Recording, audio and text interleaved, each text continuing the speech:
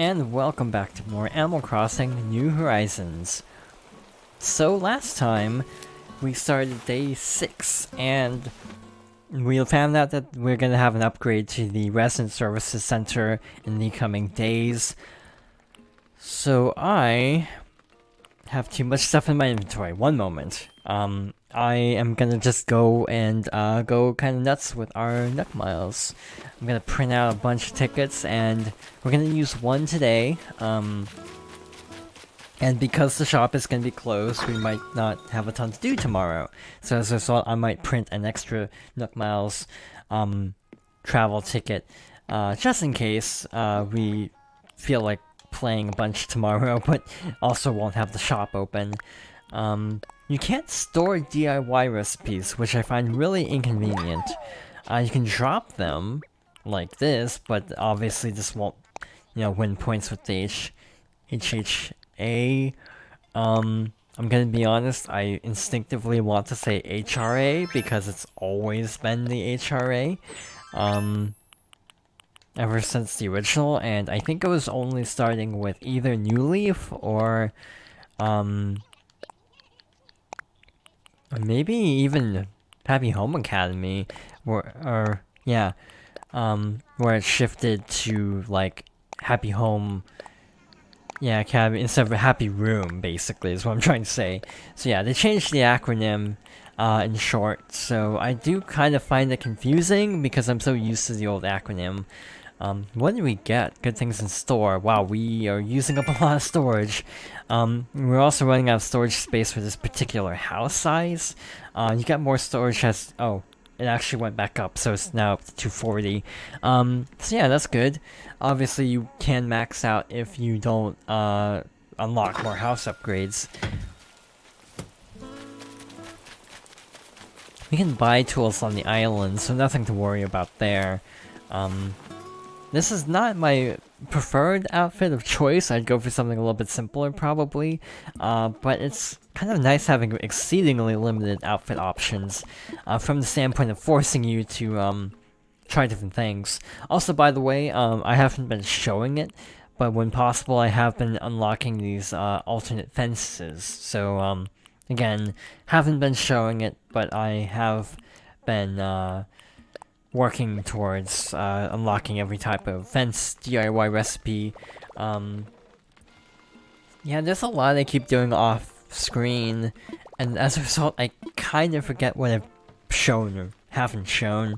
So we're gonna make a couple because, again, we won't have access to the this building. Also, while trying to figure out about like Flick and Mabel and some of the other visitors, something I discovered was the fact that we lose access to resident services, but on the day it's closed, it doesn't mess up your streak of checking in at the Nook stop. So obviously we won't have access to it tomorrow, but since the building's closed, it won't penalize us for that. So very considerate of them. But yeah, something I've been thinking about a lot is this game gives me vibes like, yeah, it's made by the Splatoon team, the sort of evergreen development, and the gradually adding to it. I mean, the daily announcement. Again, I wish it repeated periodically, just from the standpoint of, trying to do a Let's Play. If you miss it, then you're kind of screwed. But again, I did get footage of it, and I do plan to show it in the previous part. I just didn't, talk over it. I thought I was talking over it, but it wasn't. So we're gonna use one ticket today, not all of them. So, I also had an idea about Harvest Island, but I forgot to bring the amiibo over. Basically, I have my amiibo on a shelf with all my games. Well, most of my games. I have DS and console stuff separated, but basically, the Yarn Yoshi are with the DS games, the other amiibo are with the console games. The amiibo cards are sitting right by me. Problem, I wanted to do a test with one of these special characters. For example, New Leaf added several characters. Why do I keep getting the same fruit? This is actually really disappointing, because I want a new fruit, but I keep getting Mystery Islands with the same kinds of fruit as what I have, so it doesn't actually benefit me at all. But yeah, I wanted to test out like scanning the Inkling squid to see if I got the poster of Inkwell, or if I scanned like one of the Zelda amiibo and got one of those characters. I wanted to test out some things. Still no one special. Again, that's the main reason I keep coming to these Mystery Islands, is I kind of want to see if I can get a special character. No dice. Or at least a different fruit. So I'm gonna actually use all three, because we have like 8,000 Nook Miles still, so I'm gonna actually go through the other 2 tickets. Let's see what I can find.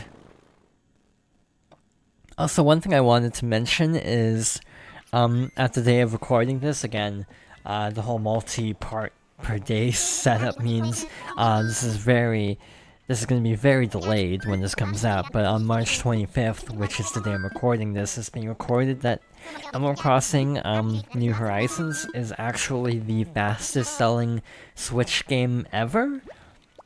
Like, in Japan and I think the UK too. I think it actually might have been just Japan. I think the numbers I saw for the UK were comparing it to New Leaf. But at least in Japan, it's the fastest selling Switch title, which is kind of a big deal when you consider Pokemon? I'm not sure if this number is counting the 2 versions separately or not, because that would make a big difference.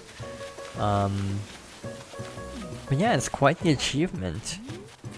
I'm really starting to wonder if Mystery Islands can give you different fruit, because every Mystery Island we've gone to has had oranges, so I'm trying to figure out if I'm really unlucky, or if it's actually a thing that you can't get new fruit from these, and you'd have to actually physically visit another friend's town. At some point I do want every type of fruit in my town. Obviously I might have to hit up friends at this rate, because I am having abysmal luck finding anything new. I could have sworn I read something about being able to find other fruit on mystery tours, but yeah, maybe I'm just getting really bad luck. I'm gonna try one more because I have one more ticket, and if not, we can do some other things around town. In general, I do totally understand how this game sold really well. Again, Animal Crossing is really, really big in Japan. New Leaf topped the charts for an exceedingly long time. I feel like for most of the duration of its release, it was in like sales charts in Japan, like top, 20 or so. I think it was consistently like top like 1 or 2 for like a year or so. So yeah, at least in Japan, doesn't surprise me it's already sold like a couple million copies, counting physical and digital, in only like a 2 or 3 day period of reporting, because yeah, Japan really likes Animal Crossing. It's not as big elsewhere, I find. But yeah, I'm really happy that this game is doing well. Yeah, I don't know why this is. I need to look into this. Because again, for these islands, I have just not gotten any different kinds of fruit. So either my luck is that bad, or you just can't. I could have sworn I read something about finding different fruit, but I might need to double check this. And yeah, no more visitors. I guess maybe because the resident services building needs to expand. Oh yeah, that's actually probably it. Once we fully expand the building, probably then more people can move in. I will say, like New Leaf, this game's pacing is kind of on the slow side. I totally would not blame anyone for time manipulation because this is a very slow start. You know, having 3 visitors or 3 new residents to unlock the upgraded services center, that's like cool, but that's cool on paper, but it's kind of off when you actually think about some of the logistics behind it. When you need 3 characters and only 1 can move in at a time, that means you basically have to spend 3 days of just literally the only thing you unlock is a new resident. And then all other events are basically on hold until all 3 characters move in, and then you have to wait 2 days to get the residence center. So yeah, it's a very slow-paced Animal Crossing. It's a slow burn for sure, and I don't entirely mind it. New Leaf also is kind of a slow-paced game. Personally, I feel like it's hard to go back. Like, I am in that in that way, I'm glad I decided to do a day 1 playthrough, because trying to actually go back to this slow start would be kind of a lot to take in after having everything available at the start.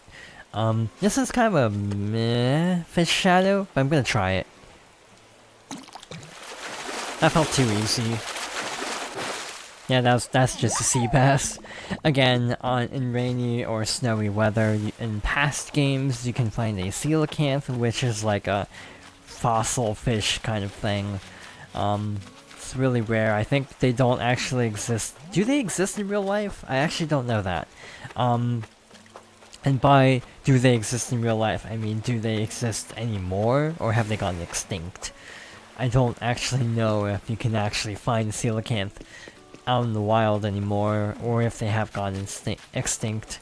Yeah, on my own time today, because it's raining, I'm gonna just really try to catch a coelacanth. I really like the rain on the river. Yeah, this game's really pretty. I think coelacanths are also in the ocean, so that's something to look out for.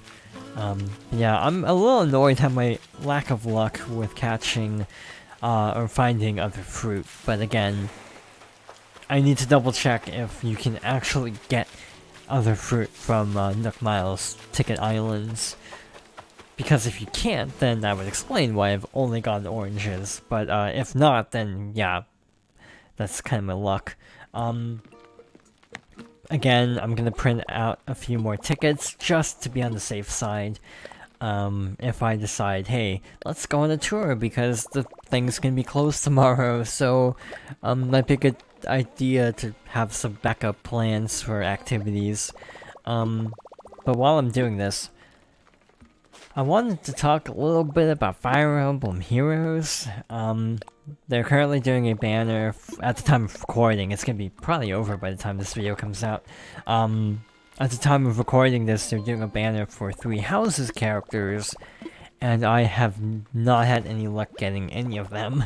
For those who probably aren't aware, because I haven't really talked about the game very much, 3 Houses is probably my favorite Fire Emblem currently. I'm not sure if it's just because it's the newest one and the one I have the most immediate memories of, but I really enjoyed it. But my terrible luck felt even worse because I tried summoning in one of the Easter banners that they did, and I got 1 character first try, but it was a duplicate, so yeah, my luck is weird and unpredictable, and I don't like it, because it's almost always really bad for things I actually want. But for things I don't really care about, I can never, like... Okay, what am I trying to say? For things I don't really care about, I have really good luck. For things I care really strongly about, I have terrible luck, and, yeah, that's kind of just how things roll with my, luck. It's definitely a pattern. But also, really quickly, I wanted to see if I can actually customize my phone, because I haven't actually tried to do that yet. Again, if anything special happens at night, I will be sure to include it in the next part at some point. But yeah, let's see what we can do here. These kits can be used to change the appearance of your Nook phone. If you use a custom design, your Nook phone will keep its appearance even if that design is changed later. So, you can use customs. That's neat. So for example, yeah, you basically have different, presets, but you can make your own. For now, I'm gonna go with the blue one, because again, if it wasn't already obvious, blue is my favorite color. Again, at some point I actually do want to end up getting a different outfit, but this is the best of what I have, I find. Again, another kind of slowish day as we're waiting for the resident services building to be finished. Yep, we got a reaction. I had to double check if that actually saved or not. Again, I just instinctively reset the game, but it auto-saved seeing the opening speech from Nook, sadly. I kind of like the fact that it auto-saves, and don't like that at the same time. You know, it's nice not having to worry about accidentally turning off your game too soon, but it's also a little bit annoying. And again, it's 100% just a video problem. This would not be an issue at all if I wasn't trying to do a Let's Play. But yeah, not being able to show, like, redo an event is a little bit stressful. You know, a game like Link's Awakening has both autosaves and traditional saves. So for example, if I did a Let's Play of that, which I am currently planning by the way, I can easily go back if I mess something up and need to redo a part. So yeah, I do definitely... I appreciate it and kind of wish it was optional. Like Pokemon lets you turn off auto-saving, and I kind of wish you could do that. To be fair, there is a saving option in the title screen menu. I don't know if that might be for autosaves. If so, I might turn it off, actually, just for the standpoint of trying to do a Let's Play. But in any case, this is a pretty day. I like the rain in Animal Crossing. I'm gonna do one more pass of the beach. Again, I would love to catch a coelacanth on recording, but I have a feeling this is gonna take a while, so no guarantees.